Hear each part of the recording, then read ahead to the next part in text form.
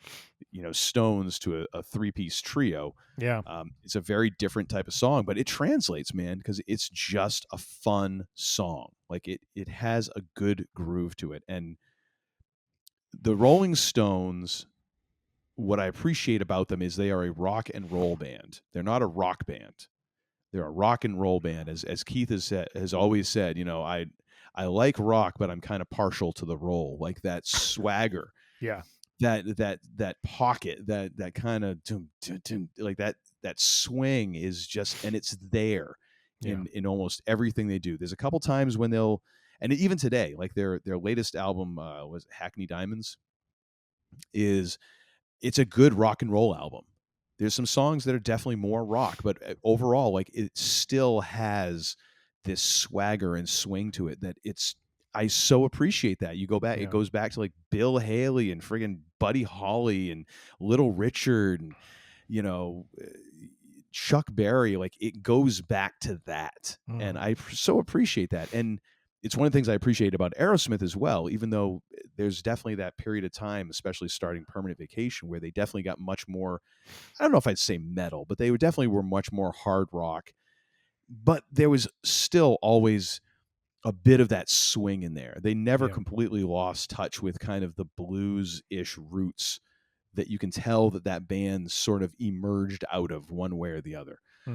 So I definitely appreciate that about Mixed Emotions, because again, it's just a freaking blues tune, and it's so much fun to listen to. It's a lot of fun to play and sing, and it's one of those songs that I love just from a standpoint of someone who gets to cover it. You see people react to it, even though they're kind of like, I won't necessarily say it's a Stones tone before we play it, but they just kind of, you see people react to it. They start dancing, they start moving to it, and they don't even know why, but it's because it has that groove, and it's like, this sounds like something. It's like, yeah, it sounds like the Rolling Stones.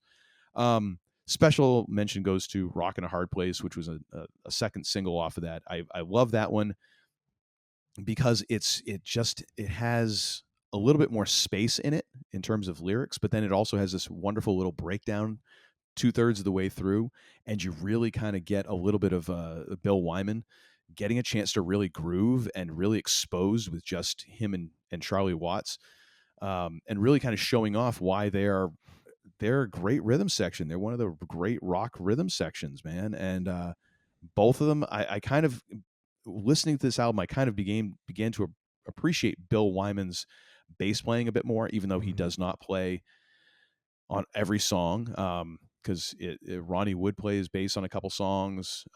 Keith Richards plays bass on a couple songs. Keith Richards famously came up with and recorded the bass part for Sympathy for the Devil, which is iconic. And famously, Keith has quipped that, he might be a better bass player than he is a guitar player, which I'm like, that's not a bad resume. So if those are probably my two favorites off of the album. And after that, there is a drop off. Let's just say, if those are 1 and 2, there's a gap between 2 and 3. What's your favorite one off of Permanent Vacation, sir? I've already kind of, I guess I mentioned it just a little bit ago, but I would say the second song on the album, Magic Touch. That one, just when I listen to it, I'm just like, geez, this has energy. It makes a lot of sense to me. Why that would be the case. Yeah, nice. The notes I have on this one are, nice thumping bass, very heavy metal feel at the beginning. Love the transition into the chorus. The harmonizing of Tyler's voice, is just brings a great effect and great emotion to the song.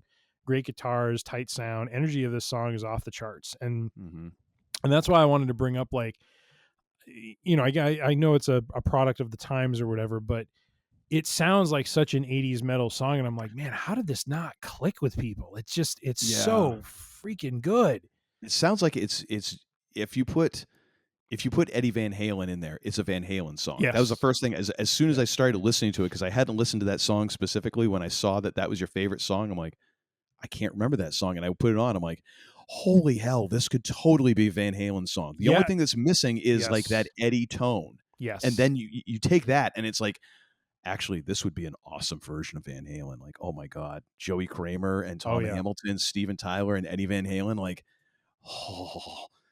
What could have been. What could have been? But, call it like, Van Tyler or something. That could have been such an interesting little side project. Van Smith. Can you imagine Steven Tyler trying to sing Dreams, though? I don't know if that would work. He'd give it a go. That'd be rough. Rough. That was my favorite song. I mean, if you want to have a special mention, it kind of gets into also my biggest surprise, but I'm all in the bag for. I mean, I could go either way, like Saint John or Hangman Jury. Like both of those, just bluesy songs that just. I love Hangman Jury. Oh so my good. gosh! Like what's my notes on Hangman Jury? I love in the unplugged version where he's like, instead of stand on the rock where Moses done stood, he's like, stand on the rock where Joe Paris stood. It's like, nice little call out. That's beautiful. Very nice. Very nice. But no, I love the southern kind of rock blues feel of Hangman Jury. St. John just has this great vocal from Tyler, great sliding guitar, rhythmic pattern, strong blues groove and energy through the song. And so either of those I could have as part of my favorites. I, kind of spoiled my biggest surprise, but those are kind of my favorites. All right, least favorite. This one's easy for me. Oh my gosh, Continental Drift. Oh, I'll take your word for it. Wait, come on, hit the Sheiky. Let's hear the jabroni. Come on now. No, you know what? We're gonna give this one a. Putting some stank on it. This one on Apple Music, and I think on Wikipedia, was described as like psychedelia because it's incorporating Eastern instruments. I'm like, no. So back in the late '80s, early '90s, to mid '90s, there was a huge surge of world music, which was really kind of cool. Okay. And I got to see this a lot because I was doing college radio, and it was a non-commercial college radio station, WUNH 91.3 FM. Dude, I got some early hours to co-host with you. Let me just tell you, you're a brave soul. And I think most of the reason why you went is because I was driving. So fair enough. There was a huge thing going on there, and I think it was. I can't remember, but there was always like 2 or 3 of these world music compilations in the news stuff to play. And so I got to hear a lot of different things, and it was really cool in that respect. However, this sounds like the most generic version of that, with like a drunken Peter Gabriel breathing through his nose and like singing out his butthole. Mm-hmm. It's not good. It's not good. And it brings everything to a grinding halt. In fact, because of what it does, so it's the third to last song on the album. Then you have Break the Spell and Slipping Away, which are not bad songs. They're not like great, but because they're stuck after Continental Drift, it almost feels like they were just like, and just these are at the end. Like, they're not that great. Like they got exiled to like the Siberia of side 2, figuring no one's going to make it this far. They're just going to rewind to, mixed emotions, and off they go again. So not a good song whatsoever. I couldn't even come up with a special mention because nothing is as bad as that. Yeah. On an album of 12 songs, this is like my 17th favorite song on the album. Gotcha. Pick any other songs that you want in there to fill that gap. Yep. For me, my least favorite song on Permanent Vacation is "Girl Keeps Coming Apart." I just in my notes I just kind of wrote meh intro to the song. Bit of a spoken word by Tyler.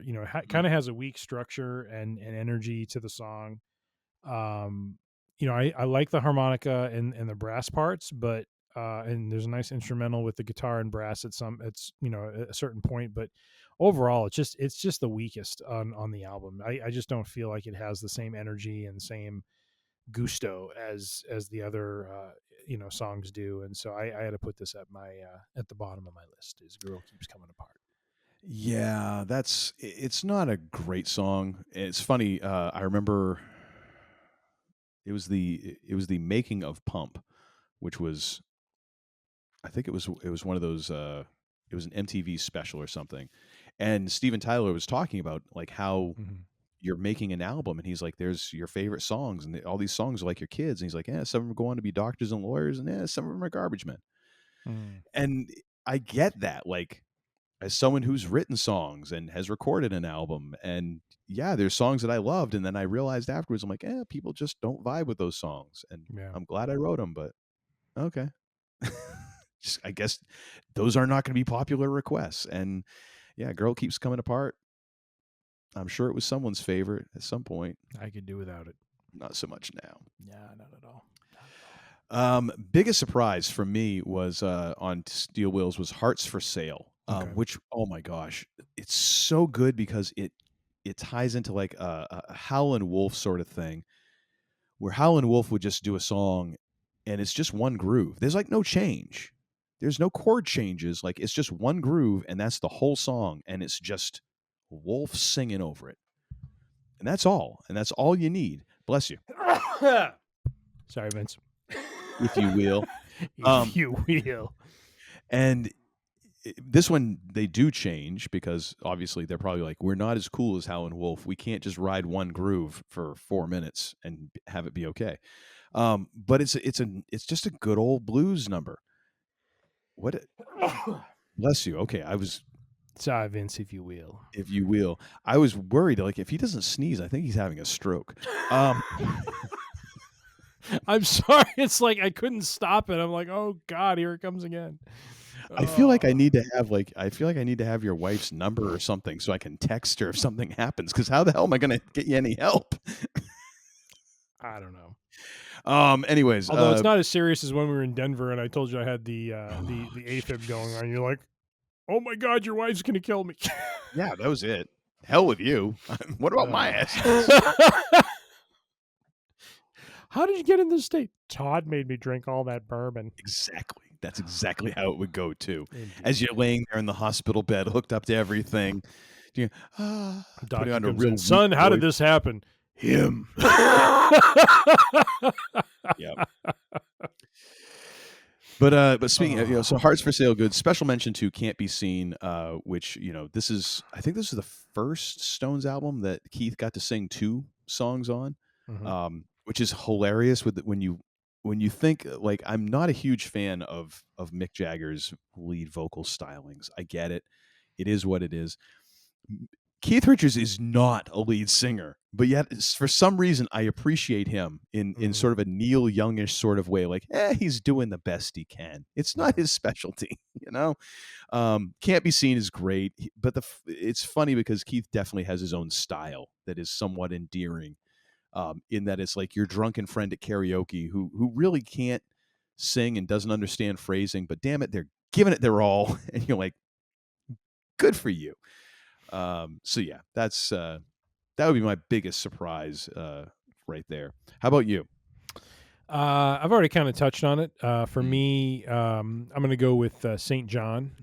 Just, it's kind of an understated song, but it just has John. What's that? Oh my gosh. Again, I've said it before. Tom Hamilton, one of the most underrated bass players in rock and roll. 100%. That dude is so good. 100%. So good. 100%. Oh. Yeah, so St. John, probably my biggest pick there. I kind of already went through my notes, but yeah, just the bluesy feel of it. Great energetic instrumental, kind of into like I love the dynamics of the song. There's a lot of, energy thrown at you and then it goes quiet. Mm-hmm. And then there's energy again and it goes quiet. Yeah. And it just, I love how they do that and just play with that blues structure. And then Tyler's vocal is just great. I mean, just incredible. And I love the kind of fading ending, both the beginning and the end are funny because it's like, it starts out with just the guitar, boom, like you were doing, boom, boom, or the bass guitar. And then you get, Tyler counting it in like 1, 2, 1, 2, boo, and off they go. Isn't it 1, 2? You know what to do. Oh, is that what it is? Oh, it might be. You know what? I think I've got it right here. Let me listen. But yeah. Oh yeah. Come on, boys. The tape is rolling. That's right. 1, 2. I think it's just Yeah, no, it's 1, 2, do. Oh, Yeah. do. Thank you very much. Yeah. We need to make sure we get this correct. This is posterity. It's important. It is. So that's kind of my pick. My special mention, as I have talked about already, is Hangman Jury. Again, another great Southern rock sort of blues feel kind of song. If I can throw a third one in that we haven't talked about yet is, and you mentioned this is one of your favorites, is Permanent Vacation. I got to ask you, sir. Steel drums, man. Okay, so they're steel drums, but here's what gets me is the chorus of that song. I had to go back to the Wikipedia page to make sure Sting's name wasn't in there because damn, does that sound like a Police chorus? I mean, when they sing that, it really sounds like Sting is like, providing a vocal layer in there somewhere. I'm like, oh my God, this sounds like early 80s, Police. Yeah. The way it sounds. But then the verse is so different because it's like more, their style and that kind of thing. So anyways, it's just kind of an interesting song. So yeah, those would be my special mentions. St. John's first, then Hangman Jury, followed by Permanent Vacation. Now, if now, because I am so heavily invested in this, I'm just gonna loosen up. My favorite song on this album is Ragdoll, because that was my first introduction. I'm very anti the hits on this one. I get it, the more understated ones, but go ahead. But I mean, just the slide guitar on it is just so good. And then just the outro, because again, like I was so associated with the music video. I just see Steven Tyler coming out the front of the house, jumping into the Corvette, and it's driving off, and it's that fade out where he's like, he's doing his scat thing over the outro. I'm his just like, scatting on this album is incredible. Like he brings this jazz concept into a rock album, and it like is perfect. You know what I mean? Steven Tyler is one of the greatest rock vocalists ever, and people say, "Oh yeah, his voice is blown out." I'm like, if his voice is blown out by the '80s, then damn, I wish my voice would be blown out. Like, yeah, his voice, he probably did blow out his voice. Yeah, and I had talked to somebody. This is my one brush with fame, I guess you could say. There was a person that I knew who worked for like an ear, nose, and throat, clinic. And she had been there, and she had actually scoped Steven Tyler's throat to look for nodes and stuff. Wow. And so I was like, okay, that's about as close as I'm ever going to get to that, backstage encounter. So, it's kind of, but yeah, his voice had changed, but dude still made it work. Yeah. For a long ass time. Yeah. And now has had to retire, which is a bummer, because I would have loved to have seen them one more time, but whatever. I mean, kind of sucks. Yeah. Guys, I'm just saying I am available. I couldn't. One thing on Ragdoll, I had a note about the scatting, which I liked. But I did like kind of the ending where I heard clarinet, muted trumpet, and it has kind of like a 20s feel to it at the end, which is really cool. So, my least favorite song, I was never a fan of. I would probably go "Girl Keeps Coming Apart" because I agree on that one. I was never a big fan of the movie either. Oh no, that's an instrumental that's just like it's just on. Yeah, but I put it's kind of like a wrestler entrance level song. Yeah, I could see it being like an entrance music. Sort of. Vince didn't like you, biggest surprise, honestly. And for the record, I'm not doing this for Steel Wheels because I just no, it's fine. So. Biggest surprise for me would be Angel. Okay, because if only because I listened to that song today and I'm still like, damn, if that isn't a good song, even though it is like a cheesy love ballad. Oh, it's a classic '80s ballad. And I can't remember them ever doing that kind of ballad before. Like Dream On was something entirely different. This was the first, like it was as close to a hair metal ballad. It's as close to like Motley Crue's Home Sweet Home or whatever that you could get. But yet at the same time, I'm like, damn, if it isn't good. Like it is well done. Yeah. As cheesily produced and saccharine sweet as it is, it still holds up. On some level, and I give him credit for that. So, yeah, just a brief summarize that because I couldn't keep my yap shut about one of my favorite bands. One more little point to bring out. Not a song I would recommend, but I just want to get your thoughts since you're a fan of this album. Is Simoria, which I believe is the 4th song on the album. Oh gosh, I haven't listened to that one in a long time. If you have the album pulled up, I just want you to listen to the intro and tell me if that does not sound like the intro to the show Friends. You pull it up? Ooh. Are you hearing it? Yep. I mean, it's not verbatim, but it's in the wheelhouse. It's in the general vicinity of it. Of what? Of Friends. Oh yeah, that's totally like yeah. The funny thing is, like, in a way,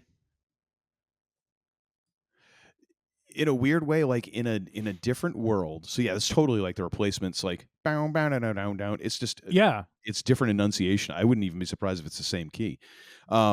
It's just funny to me that this band produces that sort of sound. Oh, another thing. I'm sorry. Go ahead. No, you go. No. All I was going to say is that was just something funny that I heard. I didn't feel the song was as weak as Girl Keeps Coming Apart, but it is probably the next weakest song on the album. Is that one? Yeah. Didn't care for it a whole lot, but just thought the beginning, it just cracked me up. I'm like, oh, this sounds like the beginning of Friends. But anyways, go ahead. Well, 2 things. So before I forget, Terrifying on Steel Wheels. As I'm listening to it, I'm like, what in the hell does this sound like? One Thing Leads to Another by The Fix. Oh. And I'm like, oh my gosh, this is such like a nod to the 80s, like, hey, we're going to try and be with the cool kids sort of thing. Mm-hmm. And I get it. Like, this happens with older bands, and it even happens with on their latest album, Hackney Diamonds. There's a song where Mick is trying to almost do he's trying to overly Britishize his accent and almost seem punk. And I'm like, dude, you're fracking 80. You're not punk. Like, just, it's okay. It's all right, Mick. The funny thing is, as I was just listening to that in the same tune, in the same vein as how Magic Touch could be a Van Halen song, I could see how, oh my gosh, how do I even pronounce it? Simoria could be the first draft of a Rush song, like before the vocals come in. Could be.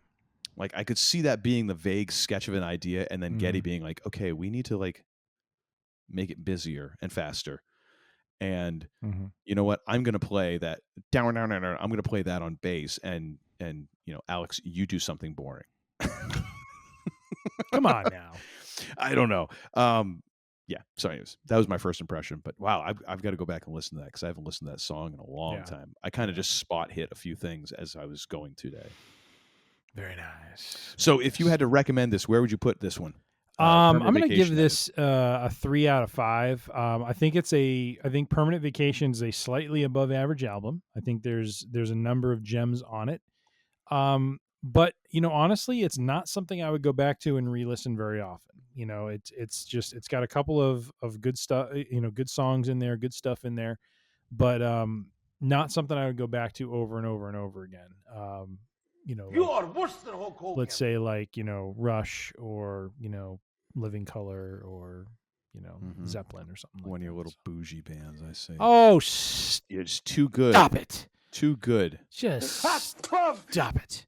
I know it's a favorite of yours. But it's not of mine. I'm giving it a 3. At 3, baby. Worst, it's a 3.5. I'm giving it a 3. I'd give it a 4. And you're gonna love it. I think it's a solid ass album. Much like Poncho's a solid. I was gonna say it's a solid ass album. Solid ass cat. Speaking of Poncho, you want coffee with Popo? What do you think of Steve Austin saying he's not a CTE guy? That unfortunately is one of the times I lost some respect for Austin. It not even a little bit for me. Like, I was like, if you're taking your medical advice from Stone Cold Steve Austin, you kind of got what you come. Like, he's got a great mind for the business. Yep. He seems like a wonderful guy. I would gladly sit down and have a 6-pack with Steve Austin. No, 100%. But I'm not taking my CTE advice from him. Like, that's not his field. There was a YouTube clip of that, and I love what a commenter wrote where they said, "This is the first time he sounded like a redneck."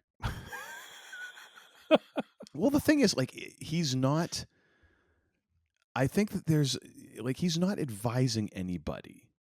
He's not a doctor or anything like that. So it's like fine. This only affects you. Sure.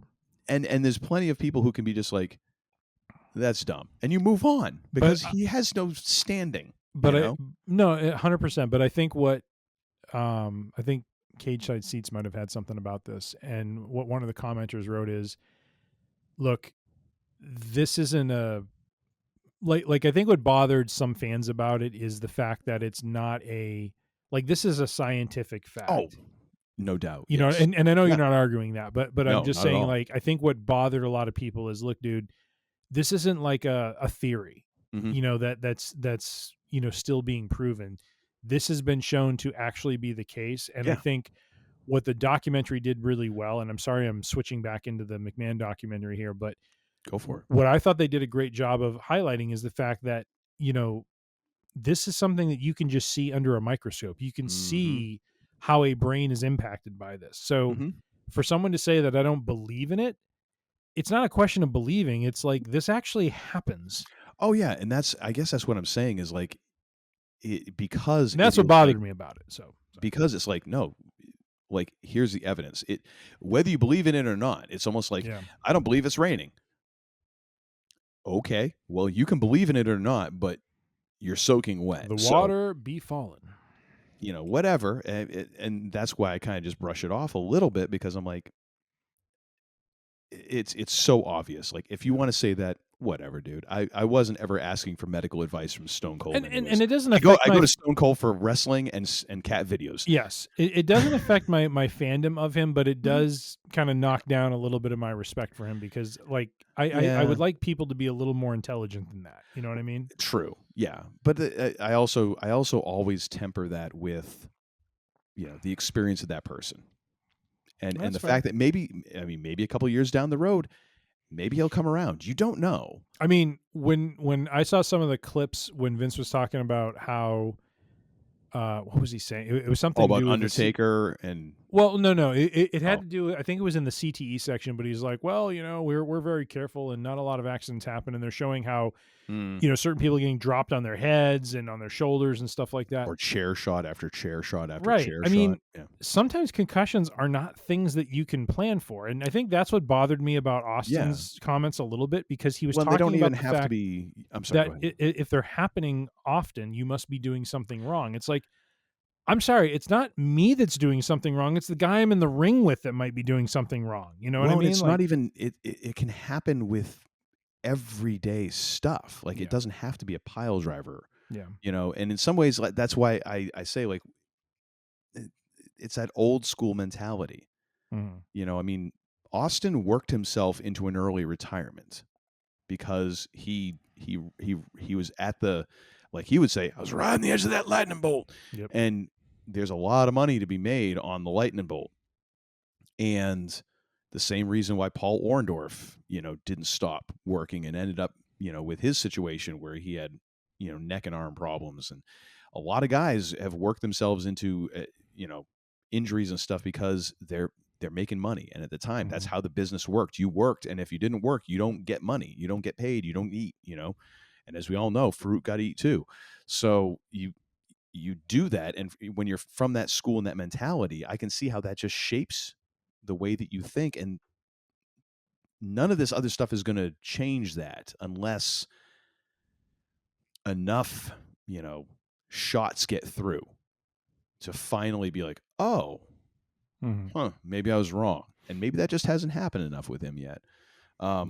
But that's why I kind of, like I say, I blow it off, is because to me, it's like, dude, it's so obvious. Yeah. You know, if this isn't clicking for you yet, fine. As long as you're not like leading a movement, like it's Stone Cold's anti-CTE movement, and you're just like, this is my opinion. Well, then you're kind of willfully ignoring it. So whatever. All right. Bringing it back to the topic at hand, yes. Your rating of Steel Wheels, sir. 2.5. It's a middling album. I ain't gonna challenge it.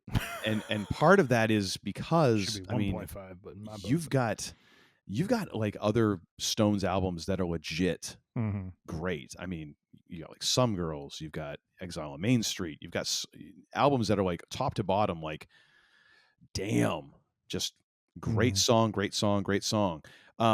This one, I would say it suffers a little bit from production of the time. It suffers a little bit of the time. However, there's a lot of it that is pretty damn good.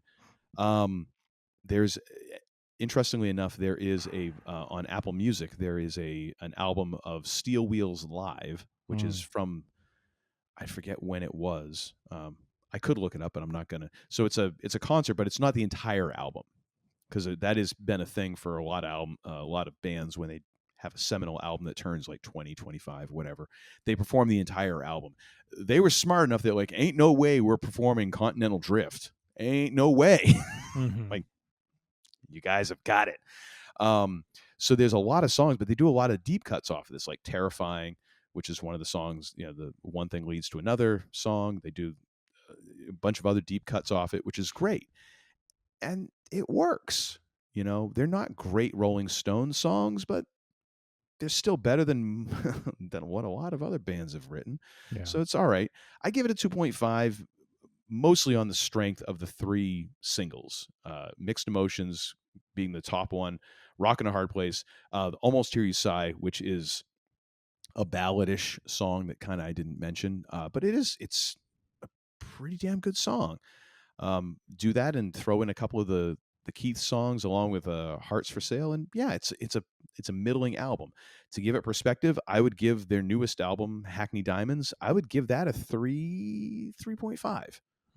So take that for what you will.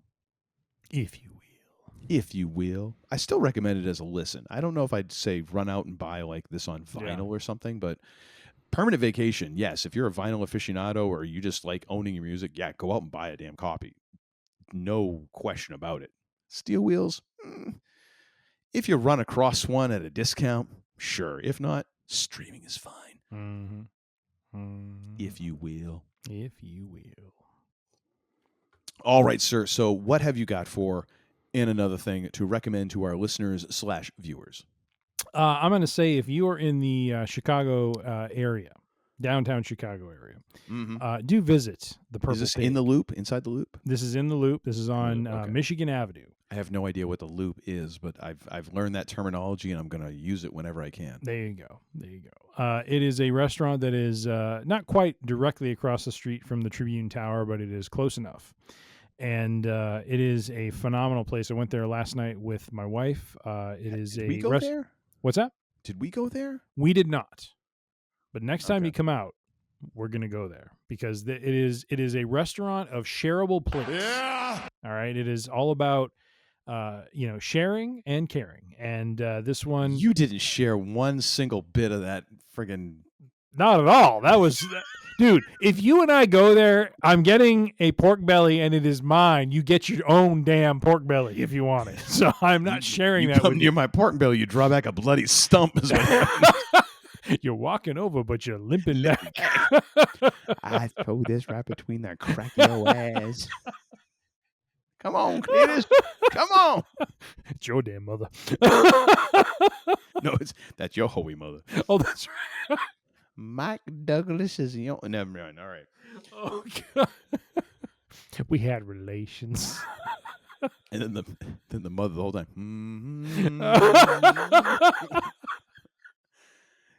But the funny thing is, like, that one scene, even though, like, of course, this is a totally different scenario than my family ever was. By virtue of, like, I'm a little different than the Clumps and Eddie Murphy and all that. Like, I'm not going to say how we're different, but yes. But everyone's been at that family dinner where you're like, oh God, just let the gas main explode. Like, end it all. Just take me home, Jesus. I can't take this anymore. It's getting so embarrassing and weird. It's got to end. Yes. Anyways, but this is my Purple Pig. Yeah, Purple Pig. My wife and I's first time there. Just to enjoy the ambiance, enjoy the food. So we started out with an arancini and fried mozzarella appetizer. Arancini was with mushroom, Parmigiano cheese, and black truffle. Ooh, phenomenal. I would recommend it. The fried mozzarella, It's buffalo like 8 mozzarella, kinds of fat in this meal. buffalo mozzarella, roasted tomatoes and prosciutto, and San Daniele. It is phenomenal. It is excellent. From there, you threw a little accent. You threw a little movement on that. I did. Very I nice. did. From there, we moved into a more of a vegetable salad sort of a course here with Which you had none of. I did. I had plenty of it. It was Greek salad. It was phenomenal. Tomatoes, cucumbers, black olives, Of course, and it feta. was a Greek salad. Of course, you're like, it's all right then. Damn right. It's got Windex dressing on it. It's good. It is. It was very good. It had lots of onions in it too, which were phenomenal. We also got a roasted carrots. Did your wife just make you sleep down in the basement? No, not I at can all. only imagine the odors coming off of you and out you after this meal. I have to admit there were some gaseous emanations, but They kicked you off the train in Oak Park, like walk. get the hell off this car. You stank out the rest of us. Which is another reason why you should live in Oak Park. All right, will you stop for crying out loud? All right, what else did we have? Roasted carrots, maple glazed bacon, carrot. This is what I love: carrot cake crumbles. Okay, hang on a second. Is this all before you got to the pork belly? Yes. Jeez. Now, keep in mind we shared this. I didn't eat these plates on my own. These were shared between my wife and I, so I had a little bit of it, not a lot. I thought your wife was a vegetarian. She is. She had the carrots. So all of the pork, all of the fat is heading in your direction. So the bacon was chopped up, so she could pull off just the carrots without the bacon on it. And you get to the plate, and you're just like. And basically, what I'm doing is I'm eating the rest of. I have a couple carrots for myself, but I eat the rest of the fixins. There was kind of like a lettuce sort of thing on it with the chopped up bacon, and I took all of that. It was phenomenal. It's phenomenal. For the main course, I had pork belly, so ginger glaze, pickled carrot, espresso, and frisee. It was oh my God, it was amazing. It was so good. What did my wife have? I don't remember. Exactly. You had blacked out. I have no recollection. I had the meat sweats. You woke up 4 hours later. You're like, how'd I get home? I'm trying to remember what she had. I don't remember. No idea. No idea. You're too busy over there. You're rubbing pork belly in your face. Oh my God. She had something that was very Sir, we're gonna need you to leave the restaurant. We're not gonna be able to go back. They got a picture of you right at the hostess stand, like, do not let this guy in. By the way, for a beverage, I did have their monthly special on bourbon, which was Garrison Brothers, which I never had before. Very good, very smooth bourbon. I would highly recommend it. Very good choice since you are hailing from the Garrison City. That is right. And then I followed that up with one of their house cocktails, Cherry Fig Old Fashioned, Jefferson's Bourbon, Mission Fig, and Cherry Bark, and Vanilla Bitters. Quite yummy. Quite yummy. And then finally, we ended the evening with a dessert, of course. Because, of course. You got to wrap it all up with a dessert. You know what I mean? And we had the apple cressata with vanilla ice cream, and it was amazing.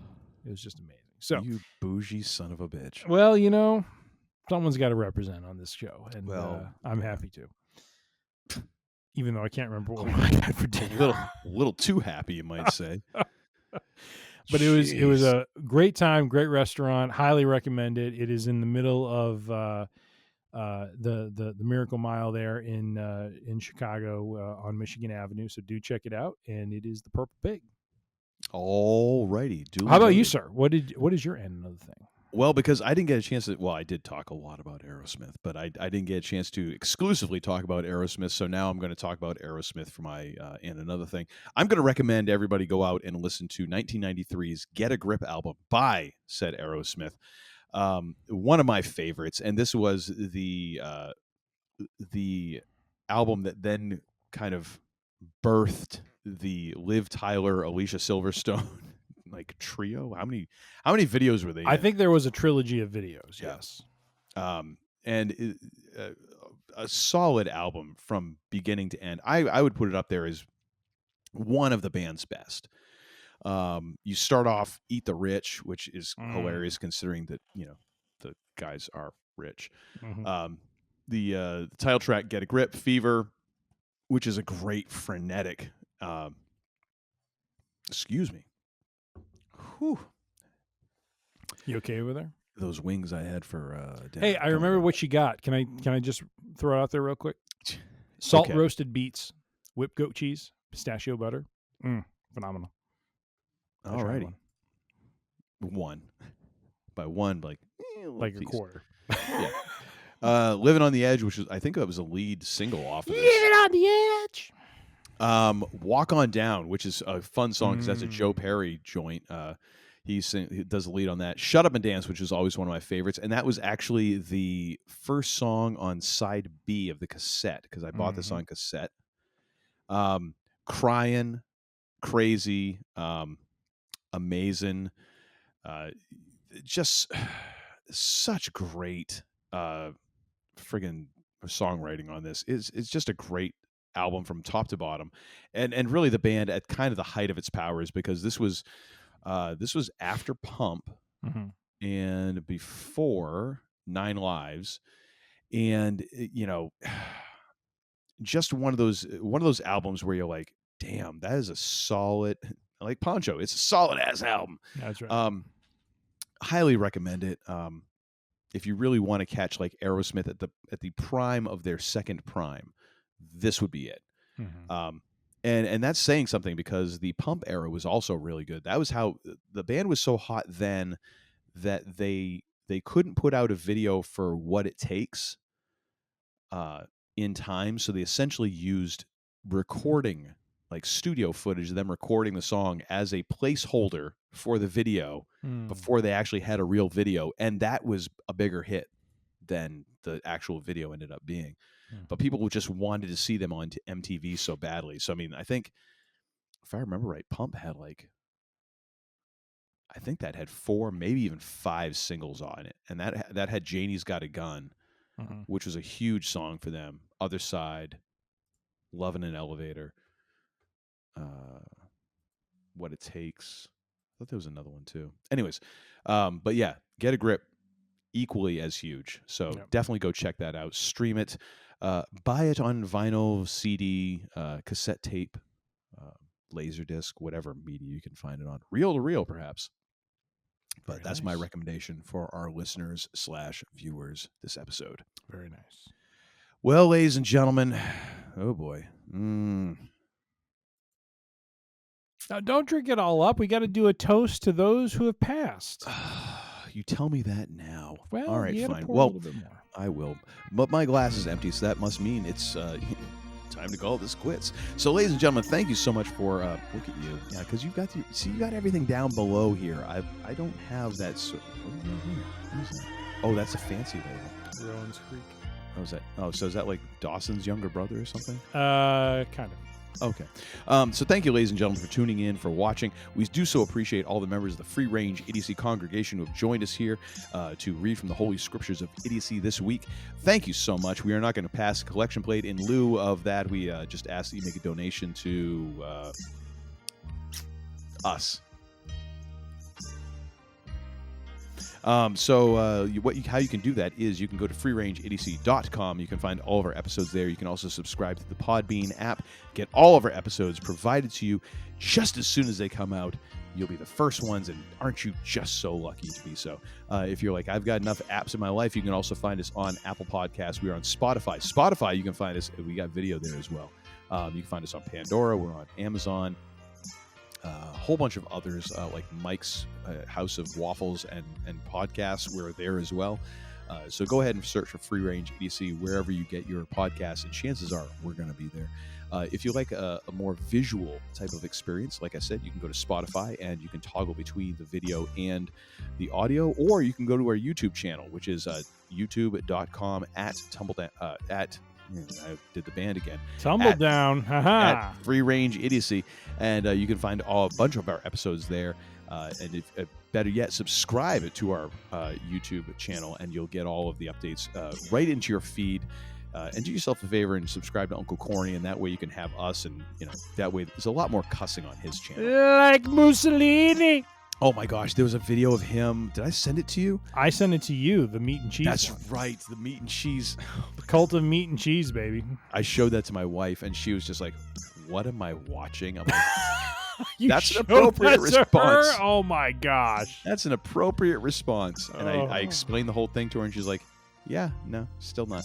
The only thing that she's dug in terms of wrestling content that I've shown her is the WWE reel they had where they were talking about CM Punk's dog Larry.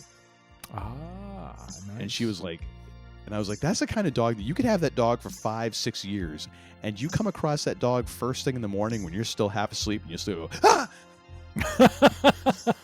Still scare you. Like, oh, I'm sorry, buddy. I love how they derived the name from the guy who played the Wolfman, though. That was hysterical. As soon as they put the photos up, I was like, oh my God, it totally makes sense. Because I see always it. wondered, like, why do you name that dog Larry? Anyways, so you can find us on the YouTubes. If you want to have any questions, you have any thoughts, any concerns, you can send those to tim@freerangeidiocy.com. Also, you can find us on the social medias. We are on Instagram, we are on the Facebook, we are on the YouTubes. All of those are at Free Range Idiocy. And now, ladies and gentlemen, it is time for me to turn this show over to the least idiotic of the two idiots who run this show, which, let's face it, it's not that high of a bar to clear. The man they call Tim. But not before I ask him the second most important question in all of human history. And ladies and gentlemen, I do not say that lightly. I understand there's a whole lot of important questions. But we all know the most important question of all is, what is hip? The second being, what in the high holy hell did we learn this episode? We've learned the following, my friend. Good. I'll get a little refill because apparently there's a toast. Indeed. We have learned that man they call Tim and Uncle Todd are middling at best at week 4 in the fantasy football league. We will see what the next several weeks will bring us in terms of fantasy fortune or demise. Not prediction. Pain. We have also got a shout out in the Mr. McMahon documentary as well. Which, by the way, credit to them for documenting the fact that Hogan got fired from WWE because he went to Rocky III, went to AWA for a short period of time, and then came back to the WWE to defeat the Iron Sheik for the WWE Championship. Now, was that still WWF or was it WWWF at that time? Was that kind of in between? I think it was WWF at that time. Okay. WWWF, I think, was more in the 70s. Yeah, that's what I kind of thought. And also, you know what? Kudos to them for sparingly using Paul Heyman. It was always nice just to see him kind of come in and just have like... And not turn it into the Paul Heyman show with him talking about Vince McMahon and everything about going on because it in the could business. easily. Oh my gosh, no doubt. I want the Paul Heyman cut. Can we release the hashtag release the Paul Heyman cut? We have also learned that right now, sir, let's raise a glass to those who are celebrities, because apparently being a celebrity means you're going to die pretty shortly. If you're over 70 right now, then watch your ass out. Brace for impact tomorrow if you are at all in the entertainment or sports industries, because I don't know, the Grim Reaper, Mark Calloway has lit a match, and apparently the Grim Reaper is on fire right now. So don't listen to Blue Oyster Cult. Very much fear the Reaper. Fear him. And he's run. out to get your ass at this point. As Bray Wyatt would say. God. Run! All right. Let's raise a glass to all those who have left us over the last couple days. Very nice. We've also learned that both Permanent Vacation and Steel Wheels, while they are, or were solid comeback albums for the bands in question, are kind of average, middle, and at best, and so check them out with a bit of trepidation and caution. I will debate that fiercely. Permanent Vacation is not middling. You think it's stronger? I do. I think it is a very strong album. Well, we have learned Uncle Todd is passionate about the Permanent Vacation. Do check it out and see if you agree or disagree. If you will. And we have also learned that the man they call Tim has an amazing capacity for fatty foods. He went hog wild last night at the Purple Pig and highly recommends that. So if you're in the downtown Chicago area on Michigan Avenue, do check it out. You will not be underfed. Didn't even touch the sides. It's like a viper launching. Not wrong. And finally, even though it wasn't mentioned, I'll just say we've also learned Uncle Todd is jonesing for some Green Street meats, baby. Yeah, there it is. I gotta tell you, I just can't take it. I can't. Honey, I gotta go to Chicago. Why? The barbecue. My wife said tonight, like, because we were both kind of tired today, and she was gonna make dinner, and she's like, I don't feel like making dinner. So I'm like, all right, whatever, it's fine. Mm-hmm. She's like, let's just go grab something to eat. And the place we wanted to go was closed because it's a Tuesday that we're recording this, and Tuesday is one of those days that's a popular day for restaurants to be like, yeah, we're closed. This is our rest day. Monday is like that. Even though we went to Purple Pig last night, like a lot of times restaurants are closed on Mondays. Yeah, Monday or Tuesday is the ones I've found. And it makes sense. It's yeah. It's after the weekend. Everyone's probably home having a home cooked meal. So. Yeah. And so we're debating on where to go, and my wife had made a decision, so we're heading out, and he's like, oh, well, we could go to barbecue. Nope, I ain't doing it. Because number one, I wasn't that hungry, and two, I was like, I am not in the mood for that. And three, every time I think barbecue, I'm thinking Green Street Meats. That's not barbecue. It's ruined me, dude. Yeah, I'm sorry. I went overboard trying to expose you to excellence, and it has now ruined things for you. It's all right, because next time we go there, the Blantons is on you. All right, fair enough. All that being said, as we like to close things out here on the range, be safe, be healthy, be kind, be good to one another. Be good to one another, please. Don't follow Tim's example and eat like approximately 5 pounds of just straight up fat. Oh, it's glorious, though. Oh, is it? I don't know. A little snug. Glorious. This is Tim's colon after work. Oh my God. Here it goes. Oh, good Lord. Oh. If you will. If you will. All that being said, the range is closed. You don't have to go home, but you can't stay here. And I'm lost as far as closing this thing out. So I'm just going to say, once again, ladies and gentlemen, see ya! It's like I picked the wrong week to quit drinking. I beg your pardon, what did you say? Damn!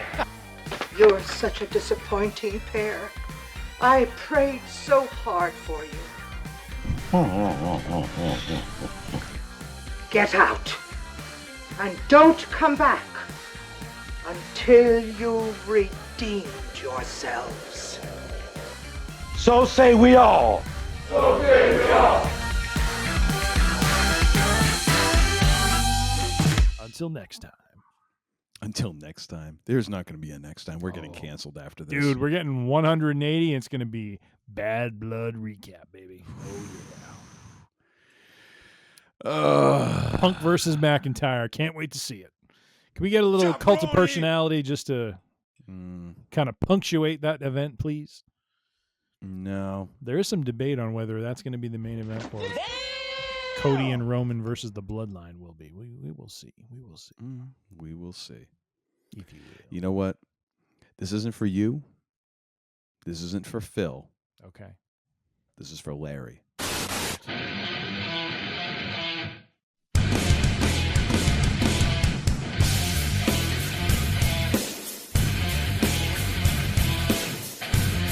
There it is. Like Mussolini. Sorry, I got to do the Jim Cornette. Just ruin it. Just like you ruined your plumbing. I have not ruined my plumbing. I am clean as a whistle, baby. Oh, I did the plumbing in your house. Well, that might be clean as a whistle as well. Now get the hell out of here!